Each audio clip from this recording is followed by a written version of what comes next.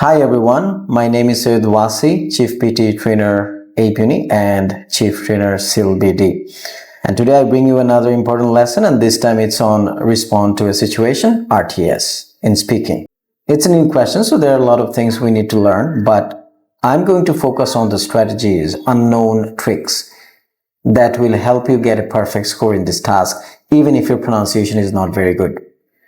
I'm not going to talk about the scoring criteria here to save time, but let me tell you about the format. You can see on the screen there is a written prompt which is also read by a speaker exactly as it is. So you read the instruction, you also hear the instruction. So this is the situation, or this kind of situation you get, and the situation is always in the university context, like library, university study, and stuff. Anyways, what are the strategies that we have to follow? Okay, first you have to utilize the whole time effectively. And how can we do that? As I told you that you can read the instruction and hear the instruction as well. So before the audio starts, there is 10 seconds. So start reading, immediately start reading at least the first line. And you have to do two things here. See the prompt here. I'm reading. I am in the library and notice a student has left their laptop unattended at a table. So first what you do, change you into I, but more important, within that 10 seconds, try to have a very clear idea about the topic. And the topic is always in the second part of the first sentence, not the first part. For example, I am in the library and notice a student, this is not a topic. Student has left their laptop. Okay, so what you can do, you can just make a topic out of it, like student's laptop or unattended laptop, because I will tell you why you need to find out the topic first. I'm going to tell you a bit later when I discuss the structure, but this is very important. And then the recording, the audio starts, and you have two jobs to do. When the speaker reads the instruction, carefully hear, and if you think you are struggling with some words pronunciation, this is a time when you can correct it by hearing and copying the speaker. For example, you're in the library, you said library or something like that, but you heard the speaker's library. So it's a library, just drill. Let's hear the audio and check it out. You are in the library and notice a student has left their laptop unattended at a table.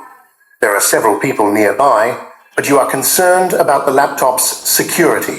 You see, so if you're concerned, you can just think in the mind of the concerned, laptop security. Also, that will give you an idea about the situation. And then, while also reading the other sentences, wherever you get the word you have to change it into I. I read the first line this way. In the second line, there are several people nearby, but you are concerned. So you have to say, I am concerned about the laptop security. You decide to report it. So I decide to report it to the security desk, which is located near the entrance. So once you get a full idea about the instruction and situation, you change you into I. So you're ready to start, because once the speaker completes reading, you get 10 more seconds. So you have to prepare everything there. And then comes the speech. And I recommend a structure, but it should not be a common structure used by everyone, like the same sentence, same sequence. You should avoid that. I'll talk about it. So now let's have a look at the structure and learn how to use that. Okay, the structure is, as you see here, hello there, dear sir. So if it's formal, you can simply say dear sir or hello there. I would like to discuss something regarding. So what do you say after regarding? Remember, I told you to identify the topic quickly. So the trick is that since you have to speak for at least 25 seconds, that's the ideal time. 30 seconds is better, but at least 25 seconds. So you cannot just read the instruction and finish it. And if you just word by word read the instruction, it's not going to get you a very good score. It will be low in content. So in the first line, you just mention the topic. Hello there. I would like to discuss something regarding a laptop or an unattended laptop or something regarding a student laptop. Okay? See you and finish the sentence. And then with the second sentence, you read the whole first sentence again. So the trick is there that I'm utilizing the time, extending my speech in 2 sentences, but for the same sentence. First, with the first linking sentence, say the topic from that first sentence, which is in the second part of the sentence, like student laptop, unattended laptop. And with the second phrase, read the whole sentence again. Don't forget to change you into I. For example, in the second linking sentence here is, the reason is, so you can say, the reason is I'm in the library and I notice a student has left their laptop unattended at a table. Don't worry about the tense, present, past, future, just continue reading, okay? But it would be better if you can slightly change 1 or 2 words or add, that would give you an extra credit, because the human examiner will be more pleased and give you better score. For example, the reason is I am in the library and I noticed that a student has left their laptop unattended at a table near me. Is it? At a table near me. Or just, maybe 1 or 2 words like that. That will give you an extra credit. But those who are not very confident about it can read the sentence. That will give you medium score or medium plus if you're fluent and good with pronunciation. Then you read the next sentence with the third linking sentence. Remember, what is more? So you say, what is more? There are several people nearby, but I am concerned about the laptop security. Done. Then you add the fourth sentence. In this situation, I would like to request, complain, advise. So you can just use 1 word according to the situation. So you say, in this situation, I would like to request you, or in this situation, I would like to tell you.